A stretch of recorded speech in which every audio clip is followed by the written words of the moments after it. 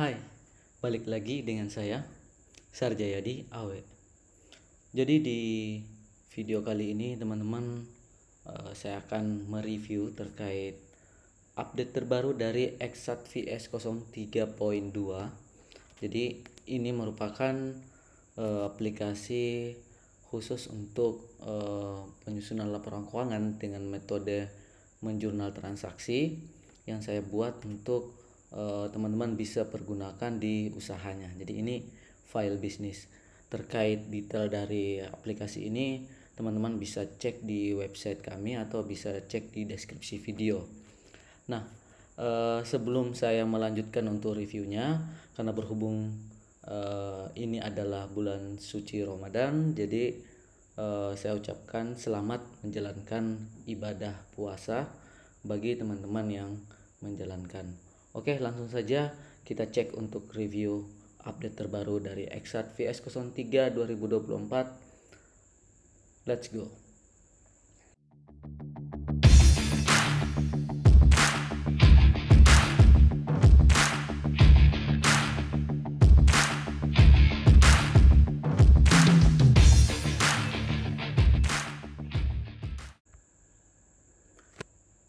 Oke teman-teman, di sini saya sudah membuka aplikasi Exat VS 03.2, utamanya di tampilan menunya ya. Jadi di sini ada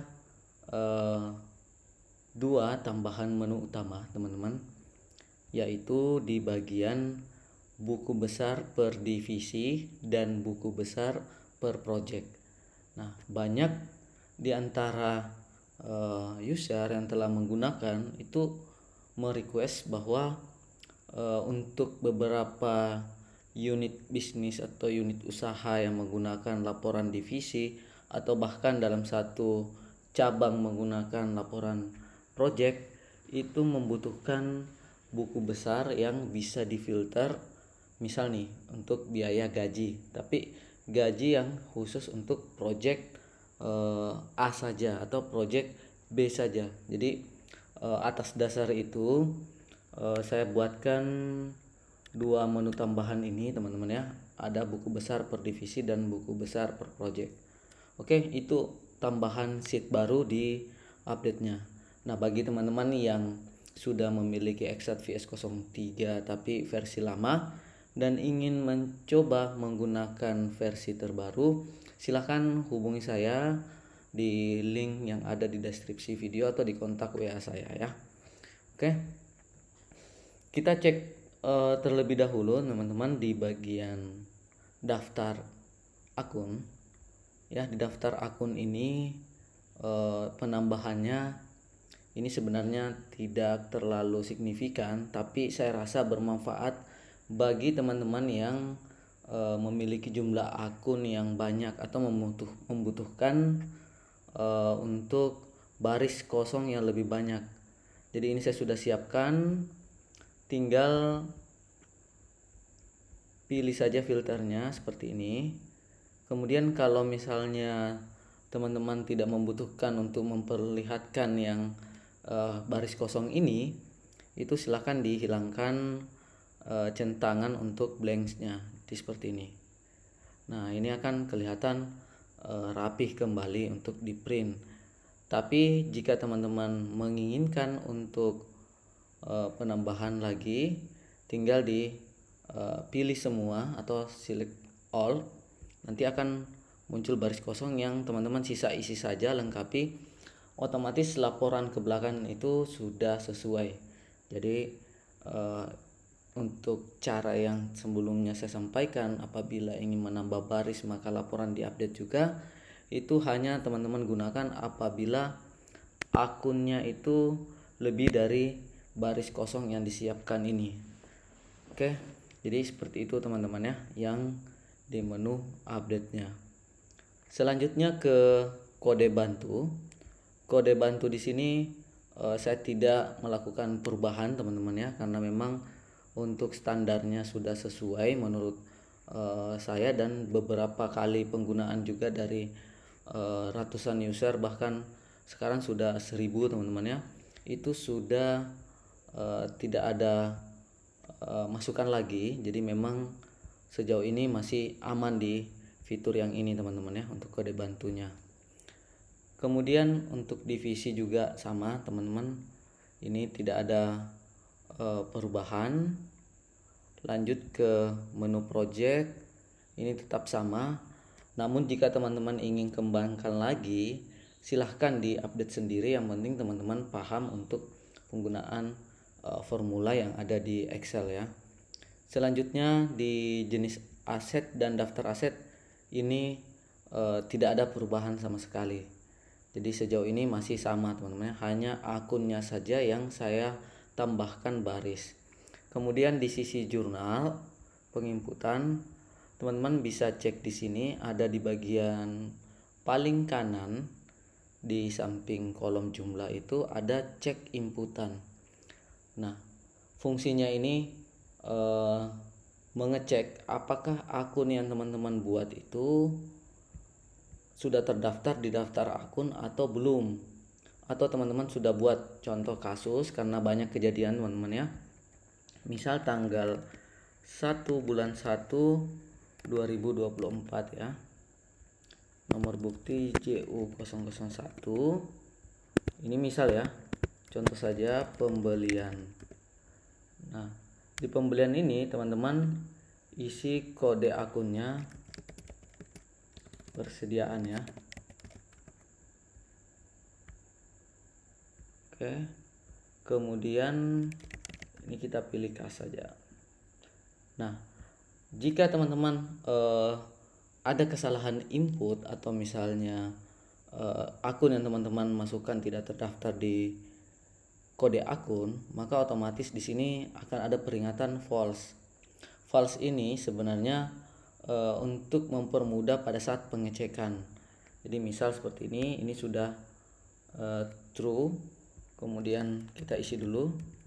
Kemudian misal teman-teman mengubah, karena terkadang ada yang sudah buat ratusan jurnal tapi di akunnya untuk kas, misalnya kas tunai ini dia tambahkan tunai, misal ya, ini kas tunai baru misal seperti ini, maka di jurnalnya otomatis akan memberikan tanda bahwa akunnya ini, baris yang dibuat ini salah atau akunnya tidak terdaftar ya.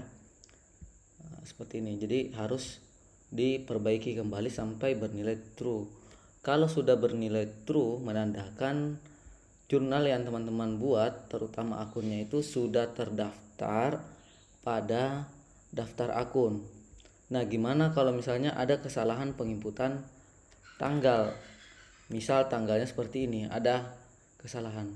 Nah, untuk mendeteksinya silahkan gunakan fitur filter ini, karena seperti ini teman-teman, akan kelihatan berbeda dari yang lainnya.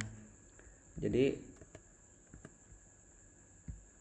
nah, kalau benar kan seperti ini teman-teman ya, 2024 pas dibuka di sini muncul Januari, di dalamnya ada 01 karena tanggal 1. Jadi seperti itu untuk melakukan pengecekan di transaksinya. Kemudian di bagian cek bukti jurnal itu masih sama. Kemudian kita lanjut ke laporan. Nah, contoh di neraca lajur ya. Di laporan terbaru ini saya ada tambahan filter baru. Di sini ada 0, 1 dan hide 0. Nah, di sini oke teman-teman ya.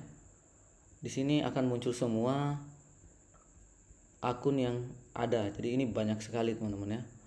Tapi pada saat teman-teman hilangkan hide 0, maka semua baris kosong yang tadi tidak dipergunakan untuk akunnya itu akan dihilangkan. Jadi seperti ini. Oke. Nah, bagaimana kalau misalnya menghilangkan angka 0? Di filter 0 ini, maka semua akun yang saldonya 0 kecuali headernya ya teman-teman ya, itu akan dihilangkan atau disembunyikan.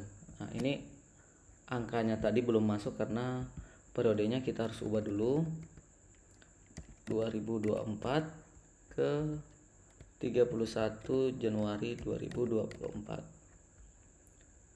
Oke, silahkan di refresh kembali. Refreshnya itu tinggal centang kembali angka satunya. Nah, jadi seperti ini. Yang dimunculkan hanya yang ada saldonya saja atau ada nilainya. Kalau misalnya teman-teman butuh semua, tidak apa-apa, teman-teman sisa centang saja angka 0. Jadi semua akun yang ada di daftar akun dimunculkan. Ini berlaku untuk semua laporan yang sudah diupdate untuk fitur filter ini, teman-teman ya. Jadi seperti itu. Jadi kedepannya ini sudah lebih rapi untuk laporannya dan sudah ada 2 filter yang teman-teman bisa gunakan. Nah, lanjut ke buku besar karena yang lain ini sifatnya sama, teman-teman ya. Di sini saya perlihatkan buku besar per divisi. Di sini sudah ada 2 kali pemilihan, teman-teman ya. Pertama, pemilihan divisi atau cabang, kemudian pemilihan akun. Nah, contoh di sini kita akan buat ya. Untuk transaksinya kita buat 2. Langsung saja divisinya ini kita buat dulu divisi D1 saja ya. Nah, jika teman-teman menggunakan Office 365, saya sempat lupa. Office 365 teman-teman silahkan pergunakan untuk G Sheet di sini atau Google Sheet karena konsep filter untuk validasinya itu otomatis menyesuaikan. Jadi contoh seperti ini, maka otomatis sudah dinamis, teman-teman ya. Jadi tidak ada pengaturan lain, hanya mengubah di bagian menu. Kalau misalnya teman-teman menggunakan di bagian membuka file ini menggunakan Office 365 ataupun teman-teman membuka di Google Sheet. Jadi ini akan mempermudah. Jadi misalkan di sini biaya. Jadi otomatis seperti ini, teman-teman ya. Akan dinamis dan lebih smooth ya. Jadi contoh biaya tenaga kerja langsung. Di sini kas tunai. Kemudian jumlahnya 400.000. Ini contoh saja, teman-teman ya. Kemudian D2 masih dengan biaya yang sama, kasnya sama, tapi ini 500.000. Nah, pada saat teman-teman buka buku besar ya, buku besar di sini biaya tenaga kerja langsung, maka semua barisnya akan muncul di sini. Namun jika teman-teman masuk ke buku besar per divisi, misal buka di sini biaya tenaga kerja langsung, ini untuk cabang 1, maka yang muncul hanya 400.000. Kemudian cabang 2 muncul yang 500.000-nya. Jadi konsepnya seperti itu, teman-teman ya. Jadi ini mempermudah teman-teman dalam mengecek secara detail saldo yang menurut teman-teman di laba ruginya. Misalkan ini, teman-teman ya, ada saldo yang tidak wajar atau nominalnya terlalu besar atau mungkin terlalu kecil, teman-teman bisa cek di buku besar detail ini. Nah, ini untuk buku besar project juga sama, hanya membedakan di bagian ini adalah project yang akan dilakukan filter. Oke, seperti itu teman-teman untuk update yang terbaru untuk VS 03.2. Jadi sekali lagi bagi teman-teman yang merasa sudah memiliki Exit VS 03 namun ingin upgrade ke VS 03.2, silahkan hubungi saya untuk mendapatkan filenya. Oke, selanjutnya di video berikutnya teman-teman kita akan mulai materi terbaru kembali untuk trik atau tips kita dalam menyusun laporan-laporan bisnis yang teman-teman perlukan ya untuk dijadikan analisa. Oke, Bagi teman-teman yang merasa bahwa video ini bermanfaat, silahkan like dan dislike jika teman-teman merasa bahwa video ini tidak bermanfaat. Dan jika ada yang ingin ditanyakan atau ada yang kurang jelas, silahkan masukkan di kolom komentar atau bisa langsung bertanya via WhatsApp secara pribadi ke saya atau ke admin saya. Oke, cukup sekian teman-teman ya. Jangan lupa di subscribe kemudian nyalakan lonceng notifikasi jika teman-teman ingin mendapatkan notif apabila video terbaru dari video saya sudah dipublish.